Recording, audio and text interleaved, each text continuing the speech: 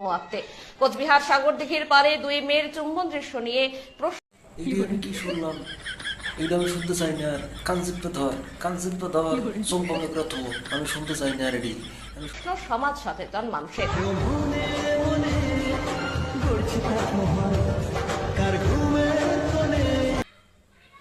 আমার শহর কোচবিহারে এত বড় ঘটনা আমি জানি না।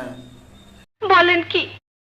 এই তুই কইছিলি তোরা কইছিলি এত বড় দুর্ঘটনা কোচবিহার শহরে।